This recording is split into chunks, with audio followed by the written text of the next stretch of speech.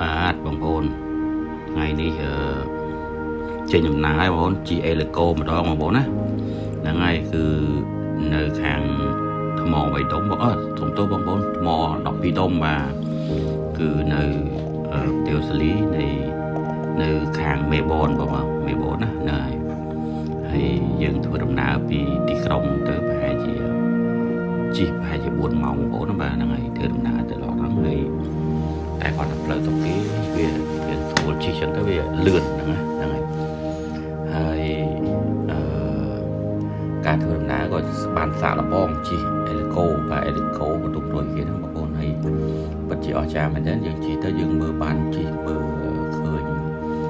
នៅថ្មទិដ្ឋភាពនៅលើផ្ទៃសមុទ្របងប្អូនបាទហើយ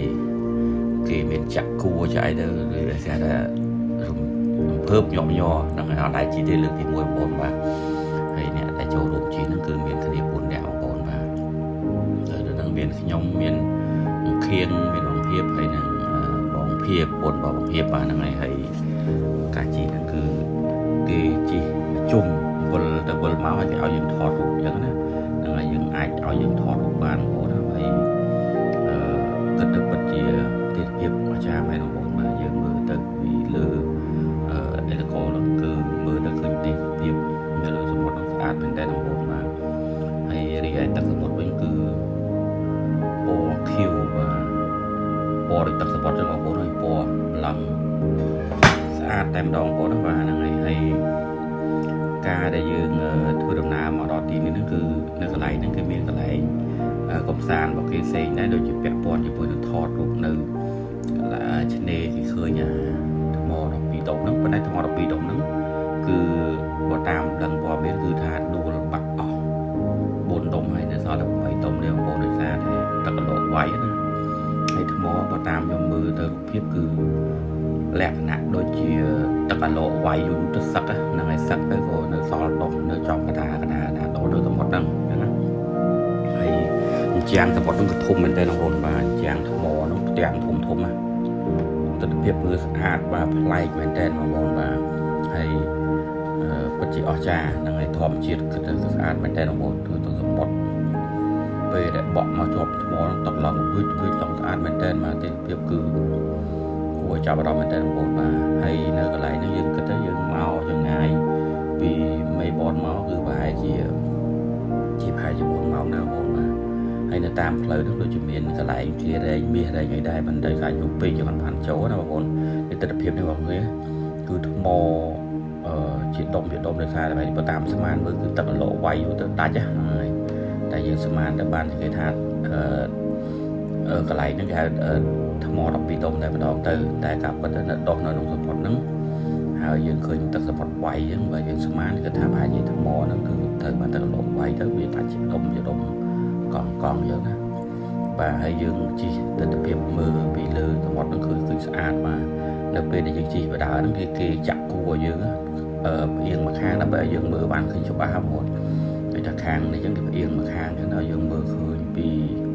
ទិដ្ឋភាពបាទពីទិដ្ឋភាពនៃផ្ទៃសមុទ្រទាំងមូលបងប្អូនបាទហើយពិតជាស្រស់ស្អាតមែនតើបងប្អូនហើយអត់ដែលបានជិះទេបងប្អូនជិះទៅនៅលើអេឡេកូគឺមានអ្នកបើកម្នាក់ហើយ2អ្នកទៀតគឺសម្រាប់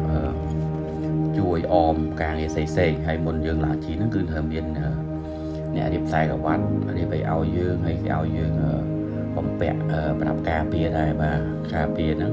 ហើយមួយទៀតគេឲ្យយើង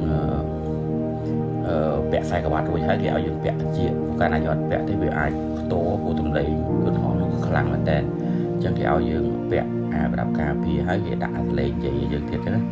ហ្នឹងហើយគឺហឹបល្អមែនតើបាទគឺមានទលេងហ្នឹងគឺអត់លន់នៅដំពងដល់ជាយើងទេបងមែនតើហើយអានេះក៏ជាបទពិសោធន៍លើកមួយដែលខ្ញុំមិនអាចជិះគេហៅបើយើងមកគេហៅខ្ទុំរុយឬក៏អេឡេកូអញ្ចឹងចុះបងប្អូនបាទខ្ញុំ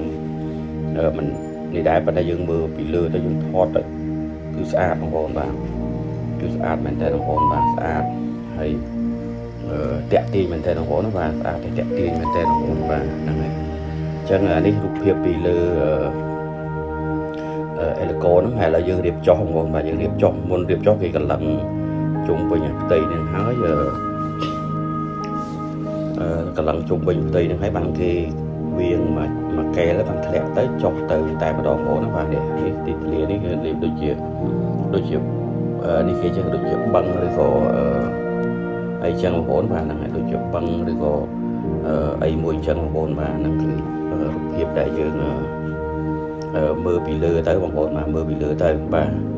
ហើយនេះរូបភាពនេះពេលនេះជាតបទៅចុះហើយណាគេកំពុងតែប្រទាបខ្លួនម្ដង